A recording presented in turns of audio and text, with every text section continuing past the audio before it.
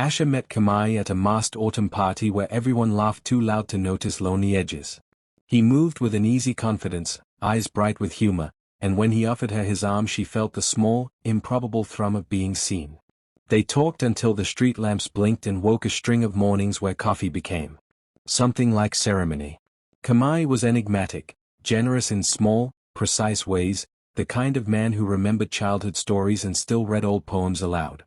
Asha found herself sharing the edges of her life, the jobs that paid the bills, the little rituals that made her feel safe, the private music she hummed in the laundry room. He listened like a harbor listens to ships, patient and steady. When Kamai proposed it felt like a story bending toward happiness. Friends cheered and Asha believed, not because the future promised perfection, but because she had finally found someone who wanted her whole. Yet beneath his warmth there lay a hush she could not name, a carefulness in his gestures as if he were protecting something. It made her curious in the way you are curious about a locked box in your own house. Weeks after the engagement, Kamai began to change in ways that made Asha nervous and tender at once. He shuffled his feet more slowly, leaned on furniture, claimed dizzy spells that came and went. Doctors and tests were quietly mentioned. Kamai smiled through them and insisted it was nothing, that they should still go to the little places they liked. Asha believed him because love often makes you bend toward trust. Then one evening he asked her to move in. She did without fanfare, bringing boxes and plants and an old record player that sounded like summer. At night she would wake to check on him and find him still awake with a book, pretending to be asleep when she entered. He began to ask for help with tasks that were suddenly clumsy for him. Shoes, jackets, the small practicality of landing a cup of tea on a coaster. Asha, who had always been self-reliant, felt a fierce, protective affection bloom. Friends whispered sympathy and admiration. They admired how patient she was, how she softened the edges of his days. She never once thought of leaving. If anything, his need made her feel chosen in a new, urgent way. Rumors stirred like wind, and people led their own stories onto Kamai's quiet decline. Some said he had an old injury, others guessed a sudden illness. Kamai never corrected them, instead he pulled Asha closer and cultivated routines that masked frustration with humor. He appointed her the architect of their mornings, the coffee, the curtains, the playlist that eased him awake. Asha's loyalty deepened in the small spaces, a hand pressed to a feverish brow, a whispered joke to crack a tight smile, the way she folded his shirts with reverence. She discovered tenderness she didn't know she possessed, a patient strength that surprised her own reflection. Sometimes she resented how care consumed her, but the thought of abandoning him felt like abandoning a part of herself. At gatherings, people praised her sacrifice and marveled at her devotion. Their admiration warmed Asha, though she wondered if their praise was a kind of performance that glossed over the private fatigue she sometimes felt. Still, when Kamai squeezed her hand and told her she was everything, the world narrowed to the two of them and she believed in the truth of that small circle. Then came the evening that split the pattern. Kamai asked Asha to promise something, to stand by him no matter what, to never seek applause for caring. He made it sound like a covenant, and she agreed with a solemnity that made her pulse quicken. He wanted loyalty that was not performative, he wanted a shelter without spectators. Asha pledged, not because she was coerced, but because the idea of fidelity felt sacred. Days grew into a rhythm of shared coffee breaths and quiet jokes. Kamai's eyes would catch hers across a room and sometimes she saw a strange weight there, as if he held a private weather system she could not enter. She asked no questions. Loyalty, she believed, was sometimes the quiet refusal to probe. Her friends congratulated her on how noble she was being, and the small gallery of their approval became a bright, brittle thing she carried home. In private, she sometimes wondered where Kamai's laughter had gone and whether the man she loved was retreating into something he could not name. One afternoon Asha found an old photograph tucked between the pages of a book, a picture of Kamai standing at a pier, arms thrown wide, not leaning on anything.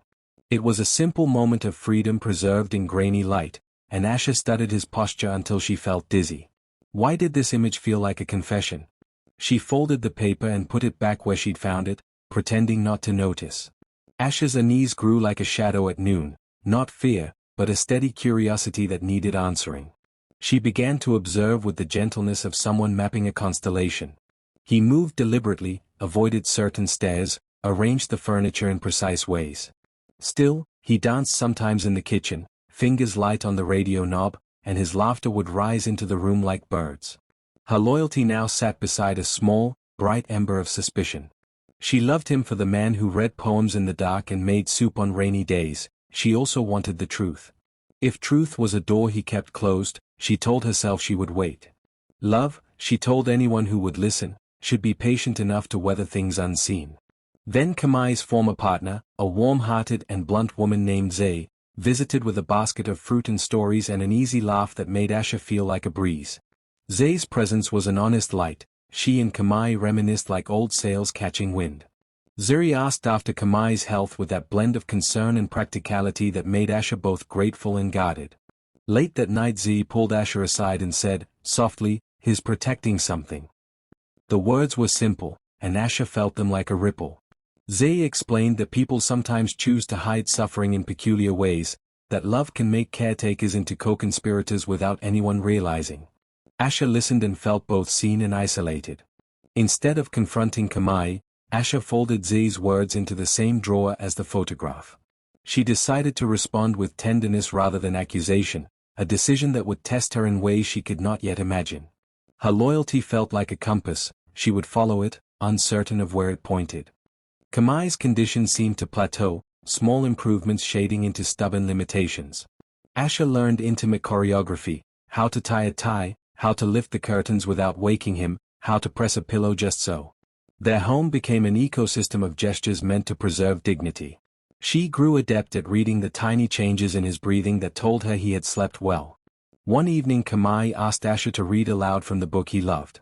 She obliged, and as words rolled from her lips his face softened in a way that made her want to stay forever in that moment. After, he whispered thanks like a benediction and told her that his gratitude was boundless. Asha's heart swelled. She had become not only his caretaker but the repository of his everyday joys. Yet at night, when the house settled, she sometimes heard a footstep that didn't match the story she'd been told. It was a sound that suggested freedom could still exist inside him. She did not act on it. Her loyalty was a quiet insistence, a deliberate choice to trust the man who had offered her an entire future. Asha discovered an old message on Kamai's phone, a short line from someone named Tay who called him brother, and signed off with a joke only Kamai would understand. The message was friendly, warm, unimpeachable. Asha smiled and slipped the phone back into its drawer. Curiosity flickered but did not ignite into anything destructive. She preferred to believe Kamai's world was wider than she had imagined. That week Kamai surprised her with a picnic at home. Blankets spread in the living room, fake stars taped to the ceiling, a playlist of all the songs that stitched their beginnings together. He had a mischievous glint she hadn't seen in months and he tossed his head back and laughed until she matched him. In that laughter she felt the old man she fell in love with, fierce and uncontained. Asha's loyalty felt rewarded by these flashes of genuine joy. She began to imagine a life beyond care, children, small stubborn dogs, late-night dancing in the kitchen, things that seemed both daring and perfectly ordinary.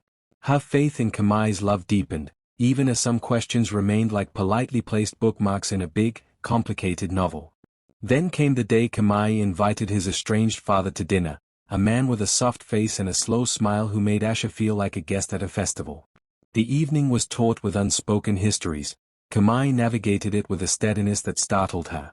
His father admired Asha openly, praising her patience and warmth in a way that made her blush. For the first time in a long while, Asha imagined family gatherings that were easier and kinder. After the visit, Kamai seemed lighter for weeks, holding her hand in public with an ownership that felt both protective and proud. Yet Asha noticed the way he carefully exited conversations that became too long or too bright, as if there were a limit to how much of himself he would offer. The duality fascinated her. Here was a man who loved big and hid deep, who could laugh like a bell and still guard a private sorrow. She began to believe that love could be both shelter and mystery, that a person could hold contradictory spaces at once. Her loyalty matured. It was no longer blind devotion, but a conscious choice to stand with a person who was often harder on himself than on anyone else. Pressure mounted from outside, well-meaning friends who asked why Kamai didn't seek another opinion, colleagues who dropped awkwardly supportive messages. People liked clear stories and Kamai's life refused to give them one. Asha felt the weight of public curiosity like a coat she couldn't take off. She chose to shield him from gossip, to close doors before whispers could grow teeth. Her loyalty hardened into a quiet armor she wore without complaint. One afternoon, during an interview for a magazine that Kamai agreed to, He stood and walked to the window for a long moment, steady on his feet in a way that made the photographer fumble. Cameras clicked.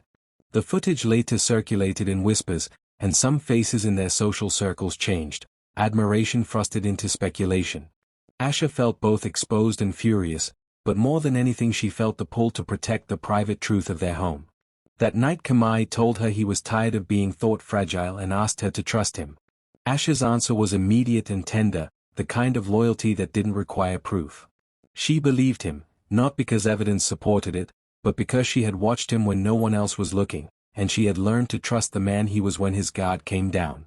Asha woke to the sound of breaking glass and found Kamai in the hallway, phone in hand and a look like a man caught in a sudden rain. He confessed, haltingly, that he had been pretending, not to hurt her, but to find out if love would stay.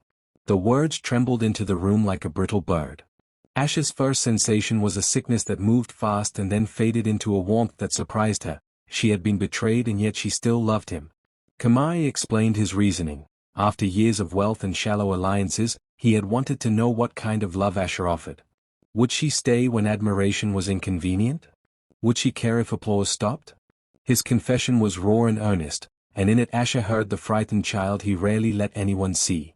She thought of the nights she had kept vigil, the songs she sang to ease his sleep, the small ways she had surrendered pieces of herself. Her anger was a short, hot flare. Then she sat down across from him and listened as he described the loneliness that had driven him to test her. When he apologized, it was not a polished plea but a fracture of honest regret. Asha's loyalty shifted then, from a shield of duty to a decision made in full knowledge. She would forgive, but she would not be used. There were consequences, friends who felt deceived, articles that framed Kamai as a manipulative genius, and family members who struggled to reconcile the man they thought they knew with the one who had staged this elaborate ruse. Asha navigated those reactions with the grace of someone who knew her own heart. She stood with Kamai when he faced the fallout, not because she wanted to fix him but because she believed in the deeper man beneath his mistakes. Their life after the confession was honest in a way it had never been. They argued about small things, slept with doors open, and relearned how to ask for what they needed without performing for an audience. Kamai attended sessions with a therapist, not because the story required redemption but because he wanted to unlearn the habits that had led him to test loyalty like an experiment. Asha, too, sought counsel from friends who helped her reframe love as mutual, not merciful. Through the slow, steady work of rebuilding trust, they both discovered parts of themselves that surprised them. Kamai's vulnerability became less theatrical and more real. Asha's patience was no longer synonymous with acquiescence. Their loyalty to each other matured into a partnership that held accountability and tenderness in equal measure. New tensions arrived in the form of old friends who questioned Asha's motives and strangers who sent messages that made her blood run cold. Kamai insisted on taking responsibility for the hurt he'd caused, refusing to shelter from the consequences. Asha watched him choose accountability in public and private and felt love reassemble itself with stronger glue. She admired him for facing shame instead of hiding behind wealth or charm. They cultivated rituals that kept them grounded. Sunday mornings devoted to talking about hard things, evenings when phones were left in another room, a shared gardening pot on the balcony that needed tendering. Small acts of care became the currency of their days: boiled eggs, extra blankets, the way Kamai learned to tie his own shoes again. These practices were mundane, but in their mundanity they were radical promises kept. Most importantly, Kamai began to show gratitude not as a theatrical flourish but as steady practice. He would surprise Asha with little notes tucked into her favorite book, or by learning to put tea on without asking. She watched the man she loved grow less performative, more genuine, and felt her loyalty rewarded by the kind of consistency that outlives headlines. Asha's friends slowly returned, some softening with time, others keeping a cautious distance that was understandable and fair. Zay became a constant ally, offering blunt comfort and the occasional stew that tasted like history. Kamai and Asha rebuilt their social life with clearer boundaries, defining who belonged to the inner circle and who observed from a distance. It felt like pruning a garden, painful at first, then clarifying. One evening Kamai invited Asha to a rooftop where he had set up a small constellation of lights and a playlist of every song they had ever smiled about. He knelt without theatrics and asked if she would keep choosing him, plainly, without illusions. Asha watched him as if seeing him for the first time, vulnerable, sincere, imperfect. She said yes, Not because the drama had disappeared but because the honesty between them was now the foundation. They danced slowly under the warm bulbs, laughter and contrition braided together, and in that moment Asha felt seen in a way none of the public praise ever did. Her loyalty had been tested, tarnished, and refined, now it shone for reasons beyond spectacle. The joy she felt was gentler, tempered by knowledge, and all the troll for it. Confidence returned to Kamai in measured steps. He began to travel for short periods, always honest about his needs and plans.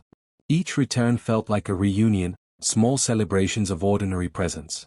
Asha took delight in his ease, in the simple ways they rekindled spontaneity, impromptu road trips with no audience, late-night drive-through fries, and mornings they spent reading each other the news that mattered to them. They started a project together, one that had nothing to do with spectacle or status, a small book of recipes and stories drawn from people they loved. The project was private at first, a labor of care and laughter, and it brought them closer in a way that felt sacred. Asha discovered that creativity could be their refuge from past mistakes, a place where their shared history turned into something nourishing. Through these quiet endeavors, they learned to celebrate small victories, a completed chapter, a dinner that didn't end in a fight, a weekend where nothing went wrong. Loyalty became not a test but a daily practice of showing up, of honoring agreements and tending to the fragile places between them. An unexpected opportunity came when Kamai's sibling invited him to collaborate on a small community event focused on storytelling. He hesitated, remembering the headlines that had once made the rounds, but Asha encouraged him with steady faith. Together they prepared, Kamai speaking honestly about his mistakes, Asha sharing the arc of their repair. Their honesty turned whispers into conversation, and the response was gentler than either had dared hope. The night of the event, Kamai walked on stage without artifice and spoke about the hunger for truth that had driven him to test love, and about the pain he'd caused by doing so. Asha sat in the front row, hands clasped, feeling that long-sought vindication not as triumph but as a shared lesson. People began to talk not about scandal but about the complexity of love, and the story shifted from spectacle to cautionary tale with a human center. Afterward, strangers thanked them for their candor, and Kamai realized that apology cannot be a one-time performance, it must be renewed in daily choice. Asha felt proud, not because the past erased itself, but because the two of them had turned regret into living instruction. Seasons turned and with them came fresh quiet joys, a small family that popped in for Sunday dinners, a neighborhood bakery where the baker knew their order by heart, and the way Kamai always folded Asha's scarf with tenderness. Their home settled into a rhythm that honored both independence and interdependence. They learned to hold each other's histories without needing to fix them. Asha found herself smiling at ordinary things, Kamai's sleepy grin, the way he hummed when he was concentrating, the comfortable silence of reading in the same room. She had once thought loyalty meant perpetual sacrifice, now she understood it as mutual tending.